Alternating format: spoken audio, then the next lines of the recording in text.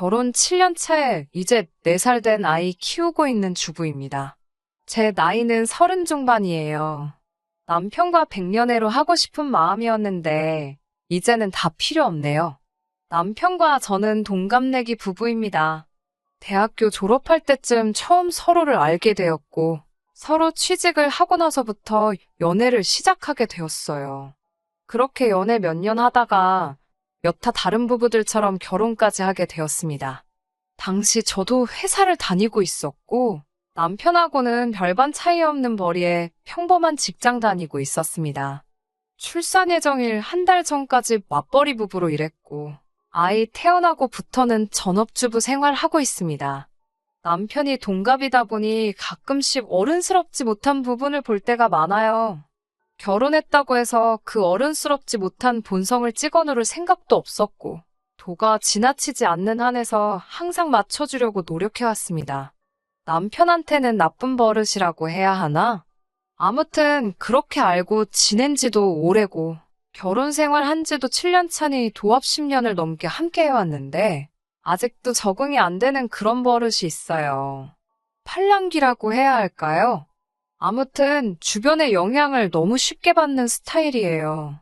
남들 다 하는 거 따라하는 거 가지고 뭐라 하지는 않아요. 아무래도 우리나라는 유행이 빨리빨리 바뀌잖아요.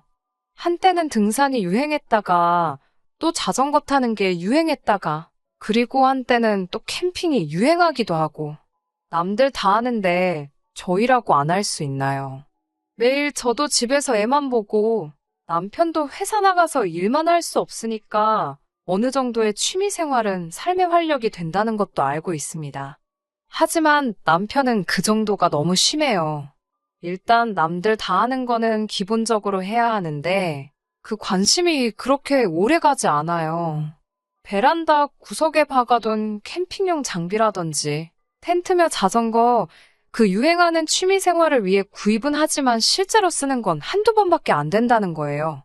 저희 말고도 그런 집이 많은 건 알고 있습니다. 그래도 이제 더 이상 저렇게 수셔박아만 두고 건드릴 생각이 없으면 중고장터에라도 팔아보라고 하지만 그때마다 꼭 언젠가 쓰겠다, 언젠가 가겠다고 말만 해놓고는 손도 대지 않아 먼지만 수북합니다. 그래도 저런 것들은 참 양반이지요. 캠핑이라든지 기타 여러 가지 여가를 가족과 함께 보낼 수 있는데 쓰는 돈들은 저도 아깝다는 생각 한 적 없습니다. 정말로 여러 장비 다 사놓고 단 한 번만 쓰고 2번 다시 안 하게 된다고 하더라도 가족들과 즐거운 시간을 보내기 위해 지출한 돈이기 때문에 그런 거 가지고는 저도 아무 말을 하지 않았어요. 그런데 진짜 저를 미치게 만드는 건 가끔씩 그렇게 말도 안 되는 거에 꽂혀서 어깃장을 부릴 때가 종종 있다는 겁니다.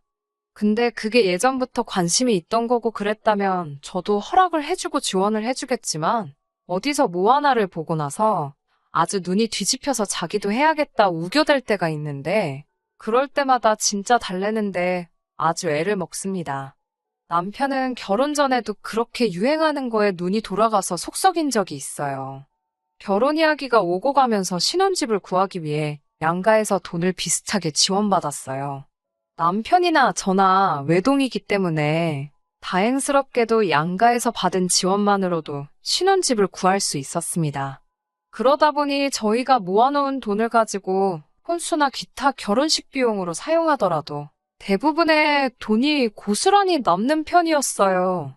그래서 차라리 대출을 끼더라도 우리 돈까지 합해서 조금 더 투자 가치가 있는 지역에다가 신혼집을 구하면 어떻겠냐고 했죠. 그런데 남편이 심각한 표정으로 저한테 건의를 하더라고요. 신혼집은 그냥 적당한 곳 구해서 살자고, 그리고 회사 사직서 내고, 우리 여태 모아놓은 돈으로 6개월 정도 배낭여행을 다녀오자고요. 그때쯤 배낭여행이 유행이었거든요. 당시 남편이 여행 관련 서적도 많이 읽고, 어디를 가보고 싶다고 하는 등 관심을 갖고 있다는 것쯤은 알고 있었지만 그건 그냥 막연하게 언젠가 그 나라에 가보고 싶다. 나중에 꼭 가보자 하는 정도였지. 당장 멀쩡히 다니고 있는 회사까지 그만두고 배낭여행을 가자니 어이가 없었어요. 그게 뭔 말도 안 되는 소리냐. 다녀오면 누가 우리 취직은 공짜로 시켜준다냐. 배낭여행도 좋지만 조금 현실을 봤으면 좋겠다 남편을 어르고 달랬습니다. 말한다고 바로 들어먹는 사람도 아니고 배낭여행 가자는 소리 더 이상 안 나오게 될 때까지 한 달 가까운 시간이 걸렸어요. 배낭여행을 다녀온 그 자체만으로도 기업에서는 우리를 다르게 볼 거다. 다녀오면 더 좋은 직장 취직은 따놓은 거나 마찬가지다 하면서 오히려 저를 설득시키려고 하더라고요. 아무리 그래도 그렇지 6개월 동안 배낭여행을 하면 둘이서 그 비용이 아무리 아꼈어도 5천만 원은 좋게 들지 않겠냐 했더니 너는 배낭여행이 무슨 호화 세계일주 생각하는 거냐고 하면서 현지에서 아르바이트 같은 거 하면서 모자란 비용을 충당하고 하는 게 배낭여행의 진짜 묘미가 아니겠냐고. 그러면 비용도 얼마 안 들고 추억도 많이 쌓지 않겠냐고 어깃장을 부리며 오히려 저를 나무라는데 제가 미쳤나요? 말도 안 통하는 나라에 가서 아르바이트까지 해가며 배낭여행을 하게요? 저는 당연히 거절했고 그 뒤로도 계속 배낭여행의 배짜도 꺼내지 못하게 만들 때까지 엄청 오랜 시간이 걸렸습니다. 아무튼 저는 안 간다고 했는데 남편이 그때 파혼 이야기까지도 꺼냈어요. 너랑 나랑은 가는 길이 다른 것 같다나요. 이게 다 뼈가 되고 살이 되는 경험이라고 견문을 넓히고자 함인데 왜 이해를 못 해주느냐 하면서 말입니다. 오죽하면 시어머니한테 연락해서 남편 좀 말려달라고 울면서 부탁할 정도였어요. 정말 그때는 이 사람 아니면 결혼을 못한다고 생각한 건지 차라리 그때 파혼을 했으면 이제 와서 이런 일이 있지도 않았을 거라는 생각까지 드네요. 사놓고 손 한 번 안 대는 캠핑 장비 같은 여가용품은 정말 양반입니다. 돈만 날리고 거들떠도 안 보는 거 보면 속이 상하긴 하지만 이유야 어쨌든 간에 의도 자체는 가족들과 더 좋은 시간을 보내기 위해 혹은 건강을 위해 투자하는 거라 생각하면 그렇게 화가 나지는 않았거든요. 그런데 신혼 초 때 일인데 진짜 말도 안 되는 걸로 제 속을 뒤집어 놓은 적도 있습니다. 어느 날엔가 남편이 아침에 깨어났더니 출근 준비도 하지 않고 침대에서 다시 자고 있더라고요. 출근 안 할 거냐고 등 떠밀며 깨웠더니 휴가를 냈다고 하는 거예요. 저는 휴가를 냈다고 하길래 월차라도 쓴 건 줄 알고 뭐 어디 몸이 안 좋냐 걱정을 했죠. 그랬더니 월차를 낸 게 아니고 자기 정기휴가를 써버렸다고 하네요. 하루도 남기지 않고 싹 다 써버린 거죠. 여름에 같이 여행 가기로 한 건 어쩌고 제정신이냐고. 빨리 회사 출근해서 휴가 낸 거 취소하라고 아주 난리버거지를 쳤어요. 남편은 그것보다 더 중요한 일이 있어서 그런 거니 이해 좀 해달라고 하더라고요. 마침 제가 출근해야 할 시간이 다 돼서 이야기 마무리 짓지 못하고 출근을 하게 되었습니다. 출근하고도 자꾸 신경이 쓰이고 내일은 회사에 가서 휴가 취소하고 오라고 아무리 연락을 해도 받지를 않았어요. 퇴근하고 집에 들어오니까 맙소사. 아직 결혼 안 한 지 친구들 불러다가 집을 아주 난장판에 만들어놨더군요. 신혼집 리모델링 할 때 꽤 큰 돈 들여서 만든 붙박이장을 뜯어내고 옷방으로 쓰던 방을 개조해서 뭐 집안에다가 무슨 바를 만든 데나 어쩐 데나 하면서 지들끼리 아주 신이 나서 두드려 받고 난리가 났어요. 제정신이냐고 옷방으로 들어갔는데 이미 자기들끼리 필요한 거 다 만들어 놓고 냉장고도 어디서 구했는지 가져다 놓고는 이제 주말마다 술은 우리 집에 와서 마셔야겠다고 낄낄대고 있더라고요. 방 안에 보니까 주류백화점 쇼핑백이 보여서 열어보니 양주를 종류별로 한 20병 정도를 사왔더라고요. 이게 다 뭐냐고 하니까 칵테일을 만들려면 술이 여러 종류가 필요해서 산 거라고 하더라고요. 제가 참다가 양주 산다고 100만 원을 넘게 쓴 영수증을 보니까 더 이상 참을 수가 없어서 소리 빽 지르고 남편 친구들부터 다 집에서 내쫓아버렸어요. 실실대면서 있던 남편 친구들도 제가 소리 지르는 거 보니 이내에 겁을 먹고 눈치를 보면서 슬슬 밖으로 나가더라고요. 남편한테는 하루라도 빨리 가서 이 술들 환불해오는 게 신상에 좋을 거라고 내일 퇴근하고 돌아왔는데 이 술들이 아직 집에 있으면 보는 앞에서 술병 하나하나씩 다 깨부숴버릴 거라고 했어요. 남편은 자기가 해놓은 꼴을 보고도 적반하장으로 왜 내가 내 돈 벌어서 취미생활을 하려고 하는데 방해를 하느냐 따지기 시작했습니다. 내가 언제 취미생활을 못하게 했느냐고. 그런데 이건 해도 너무한 거 아니냐 한마디 했어요. 그리고 맨날 소주만 마시던 양반이 언제부터 양주에 취미가 붙었냐고 하니 이제는 자기도 어른이니까 맨날 소주만 마실 수 없지 않느냐면서 이것 좀 보라고 말하며 인터넷으로 뭘 하나 보여주더라고요. 동영상은 여자인 제가 딱 보기에도 남자가 눈 돌아갈 만한 취미 생활들을 전문적으로 다루는 동영상 채널이더라고요. 어두컴컴한 방 안에 포인트 조명을 넣어서 정말 멋들어지게 영화에나 나올 법한 바를 하나 만들어 놓고 양주를 한 잔씩 종류별로 리뷰해주거나 칵테일을 종류별로 어떻게 만드는지 상세하게 나와 있는 채널이었어요.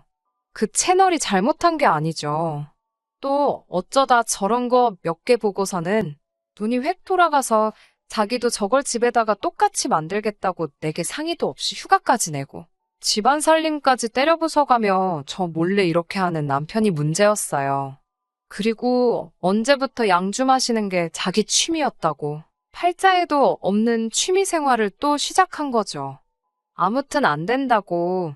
이런 거 할 거면 결혼을 하지 말았어야지. 왜 부부가 같이 사는 집에다가 술집을 차리려고 하냐 했더니 입이 대빨 나와가지고는 제가 주말에 브런치 먹자고 와플 기계랑 커피 머신 산 거랑 뭐가 다르냐며 따지고 들더라고요. 똑같은 건 또 뭐냐고. 제발 좀 제정신 차리라고. 와플이나 커피는 우리가 우리 결혼 생활을 위해 사용하는 물건인데 집에 친구들 불러서 놀 생각에 집에다가 바를 만드는 거하고 어떻게 똑같을 수가 있냐고 따지니 저도 같이 양주를 마시면 공동을 위한 지출인 거나 마찬가지 아니냐고 하길래 너는 내가 술을 언제 마셨다고 양주 마시는 게 공동의 취미가 될 수 있겠냐고 하니 거품을 물며 기세등등하던 모습은 온데간데 없고 찍소리도 못하더군요. 아무튼 좋은 말로 할 때 친구들 다시 불러서 붙박이장도 다시 설치해놓고 집 난장판 만들어 놓은 거 다 치워놓고 이 값비싼 양주들도 다 환불해오라고 했습니다. 결국 남편은 휴가 다 써버린 걸 취소도 못해서 그렇게 그해 여름에는 어디 여행도 가지를 못했어요. 그나마 다행이라고 생각했던 건 그때 그렇게 한번 크게 내지른 덕분인지 그 뒤에는 저런 허튼 짓은 따로 안 하고 조용히 있더라고요. 양주는 환불했는데 한 병은 꼭 자기가 마셔보고 싶었던 술이라면서 끝까지 환불을 안 했어요. 그러고선 한 잔 마시고 취향이 안 맞았는지 아직도 저희 집 장식장 구석에서 한 잔 먹은 그대로 모셔두고 있습니다. 입에도 맞지 않는 양주 가지고 집에 바를 만드네 어쩌네 해놓고서는 술은 역시 소주라면서 그 뒤로 양주를 입에도 댄 적이 없어요. 물론 그러는 와중에 건강을 위해 자전거를 타겠다 하면서 자전거며 장비들 사는데 큰돈 들이고 그런 일은 있었지만 말 그대로 자전거 타는 게 건강을 위해라면 나쁘지 않겠다 싶어서 허락해줬어요. 정확하게 저를 이해시킬 수 있는 부분에 대해서는 저도 크게 반대하지 않고 저희 가계부가 허락하는 한에서는 남편도 건강한 취미생활 즐길 수 있게 저도 물심양면 지원해줬습니다. 100만 원 넘게 들여 자전거 사조건만 다리 아파서 일에 지장 준다고 몇 번 타다 말았고 또 캠핑 장비도 비슷한 돈 들여서 구매했건만 제가 야외에서 저한테 벌레가 달려들어서 무서워했는데 제가 고생하는 것 같아서 캠핑은 땡기지가 않는다고 하고는 그 이후로 따로 캠핑을 간 적은 없었지만요. 남들 다 하는데 돈 아깝다고 못하고 하는 게 무조건 좋은 것만도 아니라고 생각하고 제 스스로 현모양처라고 자부하기는 그렇지만 그래도 최대한 일에서 받는 스트레스를 풀 수 있는 여건을 만들어주기 위해 노력 많이 했다고 생각합니다. 그렇게 저는 아이를 갖게 되고 아이 태어나면서부터는 회사 그만두고 집에서 아이 돌보며 남편이 벌어다주는 돈 관리하고 가게 꾸리고 살림하고 그렇게 별 탈 없이 평범하게 살고 있었습니다. 남편도 책임감이 생긴 건지 어줍잖은 취미생활 이야기는 남들 다 하는 거 말고는 딱히 말을 먼저 꺼낸 적이 없었어요. 그리고 얼마 전 일이네요. 주말 저녁에 술이 땡긴다는 남편을 위해서 이것저것 안주거리 할 만한 것들을 시키고 남편은 소주, 저는 무알콜 맥주에서 아이와 함께 같이 웃고 떠들면서 화기애애한 시간을 보내고 있었어요. 탁 트인 캠핑장 아니어도 집안일, 가족일 회사 이야기나 시사 문제 같이 이것저것 시시콜콜 대화를 나누는 것만도 즐겁더라고요. 그러다 대화가 아이 이야기로 넘어갔는데 남편이 뜬금없이 아이가 다 크면 우리 서로 각자 살아야지 하는 거예요. 그동안 크게 싸우거나 다툰 일도 없고 분위기 좋게 먹고 마시며 이야기하고 있었는데 각자 살자고 하는 말에 순간 망치로 뒤통수를 세게 얻어맞은 듯한 충격을 받았어요. 너무 충격적이다 보니 그 순간에는 말도 제대로 안 나오더라고요. 그리고 평소에도 아이가 다 크면 각자 살 생각을 하고 있었나 하는 생각에 눈물까지 나오려고 하더라고요. 남편은 제 반응을 보더니 대수롭지 않은 척 웃으면서 저한테 말을 하더라고요. 애가 다 크면 자기는 시골에 가서 살고 싶은데 제가 싫다고 했다는 거예요. 말문이 막혀서 제가 언제 시골에서 살기 싫다고 한 적이 있냐 물어보니 예전에 캠핑장 갔다가 보니 벌레도 무서워하는 것 같고 저번에 여행 갔을 때도 한적한 시골 동네 보고 이런 데서 살면 좋겠다고 한 자기 말에 제가 도시까지는 아니어도 이런 데서는 별로 살고 싶지 않다는 식으로 반응을 보였었다고 하는 겁니다. 남편은 애가 다 크면 그때쯤에는 모아놓은 돈 가지고 한적하게 시골에 가서 텃밭 가꾸면서 채소도 직접 기른 걸로 먹고 닭 몇 마리 키워다가 그날그날 신선한 계란도 먹고 그게 바로 신선 노름이 아니겠냐고 자기는 은퇴 후에는 꼭 시골에 가서 살고 싶다고 하는 거예요. 물론 시골 가서 살자고 해도 제가 거절했겠지만 그래도 저랑은 상의 한마디도 없이 제 의사 따위는 물어보지 않고 벌써 노후에 애 독립시키고 자기는 저랑도 떨어져서 혼자서 살겠다는 생각을 했다는 게 참 그렇더라고요. 그 짧은 시간 동안 속으로 저는 남편이 평소에 나한테 그렇게 시달리고 있었나? 하고 싶은 거 못하게 하고 바가지 긁기는 했지만 그래도 벌써부터 각자 살자는 말이 나올 정도로 크게 뭐라고 한 적은 없는 것 같은데 하는 생각부터 애가 이제 겨우 4살인데 벌써부터 각자 살고 싶다는 말을 꺼내다니 싶었습니다. 아이 태어나면서 맞벌이 그만두고 외벌이로 살고 있었는데 제가 일을 안 해서 자기가 번 돈을 가족을 위해 쓰는 게 아까워서 그러는 건가 하는 생각까지 정말 5만 가지 생각이 짧은 시간 동안 다 들었어요. 그러다 정신이 퍼뜩 들어서 아무리 애가 무슨 말하는지 못 알아듣는다지만 그게 지금 애 보는 앞에서 할 소리냐고 따져 물었습니다. 제가 잠깐 충격 먹었다가 성질을 내고 있으니 그제서야 남편은 자기가 큰 실수를 한 걸 깨닫고는 제가 시골이 싫다고 하는 것 같아서 그냥 해본 말이라면서 둘러대더라고요. 그러면서 얼마 전에 TV 프로그램을 하나 봤는데 시골에서 아궁이에 불 피워가며 직접 음식 해먹고 그러는 게 너무 좋아 보여서 해본 소리라고 변명을 하기 시작했습니다. 또 그놈의 못된 팔랑귀가 화근이 된 거였어요. 시골에서 살아본 적도 없는 두 사람이 그냥 의지만으로 텃밭 가꾸면서 지낸다고 사라지겠나요? 당장 혼자서는 가스불도 제대로 못 붙이는 사람이 아궁이에 불을 피워서 밥을 해먹고 살자니 정말 그게 지 입에서 나올 만한 소린가 싶었습니다. 그러면서도 평생 우리 아들과 마누라 위해서 돈 갖다 바치면서 분골셋인 열심히 살겠다고? 제 가까이로 달라붙어서는 장난식으로 아양을 다 떨더라고요.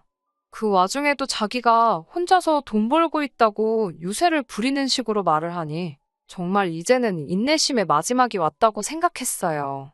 그런데 또 사과한다고 옆에 와서 하는 말이 어차피 나중 가서 다 늙으면 내가 이렇게 말 안 해도 각자 살고 싶어질 거라고. 그게 무슨 엄청 재미있는 농담인 것 마냥 너스레를 떨면서 말하는데 아주 꼴보기가 싫더라고요. 제 옆에서 아양 떨면서 헛소리하던 남편을 그 길로 냅다 발로 걷어차 버렸습니다. 바닥에 처참하게 나자빠진 남편은 쓰러진 채로 저를 올려다보며 이게 뭐 하는 짓이냐고 사과하는데 왜 때리냐고 아주 성질을 내더라고요. 성질 부려서 뭐 어쩔 거냐고 지금 당신 뭐하러 나랑 같이 살고 있냐고 그냥 갈라서자고 했습니다. 보아하니 나랑 헤어지고 싶은가 본데 아이 때문에 애가 다 클 때까지 억지로 내 옆에 붙어서 살 필요 없다고 한마디 했어요. 어차피 애 크고 나서 헤어질 거면 그냥 지금 헤어지자고요. 월급이라고 얼마 벌어오는 거 가지고 쓰고 싶은데 못 쓰게 한다고 유세 부리고 싶었나 본데 내가 일을 할 줄 몰라서 안 하는 줄 아냐고. 아이도 이제 어린이집에 보낼 수 있고 이미 오래전부터 친정어머니께서 아이 돌봐줄 테니 복직하고 싶으면 복직하라는 말씀도 하셨다고 말해줬고 먼저 있던 직장에서도 저한테 가끔씩 연락이 오고 있다는 사실까지도 말해줬습니다. 너 없다고 애랑 내가 굶어 죽을 줄 아냐고. 당장 결혼할 때 배낭여행 안 가고 좋은 집 구해서 집값 오른 것만 가지고도 10년은 놀고 먹을 수 있다고. 재산분할 똑같이 반씩 나눠줄 테니까. 애 다 클 때까지 오래 기다릴 것도 없고 그냥 지금 당장 이혼하자고 했습니다.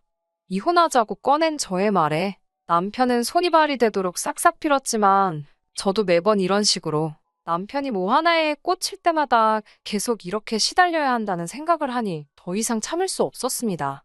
한두 번도 아니고 쓸데없는 거에 꽂히면 제가 뜯어말려서 제정신 차리게 만들 수는 있지만 그 과정에서 정신적으로 소비하는 감정이 감당 못할 만큼 커져버렸어요.